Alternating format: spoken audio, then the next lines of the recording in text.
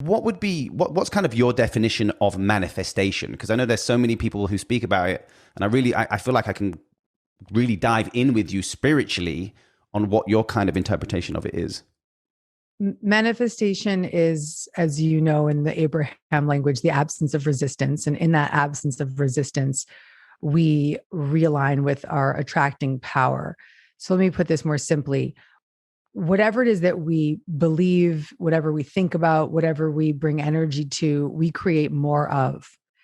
When we clean up our thoughts and our feelings and our belief systems, we begin to attract more of what we want rather than more of what we don't want.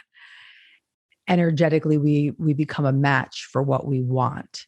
So what we believe we will receive, and that is the process of manifesting through the power of intention, the power of belief, the power of thought. But I want to really come back to the word belief, because you could think something a million times, but if you don't believe it, you won't attract it. Mm-hmm.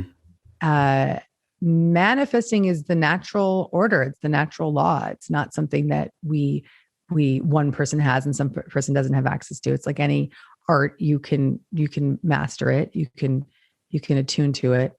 But the key to manifesting is to feel good. Yes, absolutely. I think it's the quicker attraction to it is the feeling behind it. But see, this is where I always cause some controversy, because if we talk about manifest, because I always run into people, oh, I manifested that. And I'm like, well, what about that shitty situation in your life? You also manifested that. And they're like, whoa, no, I didn't. That was out of my control. And I think this is where we are as, individuals who believe in this type of practice or this type of thinking, openness to it. Would you say, from experience, health, because if you're talking about manifestation, you have to talk about everything to do with it, the good, the bad, the ugly, the life, the death per se, the attraction to the death. I even study like murder victims, and how does that person become aligned with someone who wants to do them harm? And then it's the accountability factor of it. Yeah. Well, listen, I think that all of our experiences from our past, particularly our childhood experiences, help establish the energetic belief systems that we hold. We have two choices in life. We can show up for the energetic disturbances from our childhood and heal so that we can, to your point, attract more of what we want into our life. Or we can stay stuck in those stories and those beliefs and continue to recreate them in the present and project them onto the future.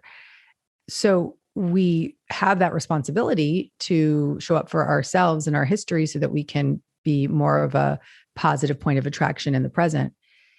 The idea that we manifest bad things is something that's tricky, because I don't want listeners to think, oh, every time I have a bad thought that I'm going to attract it. That's not true.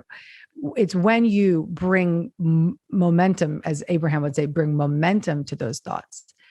Just to clarify, we keep referencing Abraham Hicks. Esther Hicks is a channel who channels these spirits called Abraham, and Abraham are the greatest teachers of the law of attraction. And the book, The Secret, which many people are aware of, is based on the principles of Abraham. So I just want to clarify, I would argue that Seth Speaks is the original one. Yes. Okay.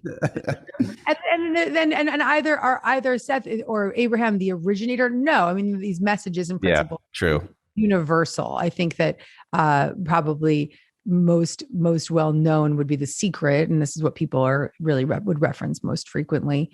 But to give voice to Seth and Abraham for bringing these messages forth. So when we talk about that, it's not I had a bad thought, right, that I'm going to now manifest. It's I have this negative thought, and I keep thinking this negative thought, and I keep thinking this negative thought. And as Abraham says, belief is just a thought that you keep thinking. So if we're going to just repeat that thought, we bring momentum to it, we bring energy to it, and that's when it starts to manifest. So one bad thought here and there isn't going to create that much momentum. It's when it starts to take over that show up in our life.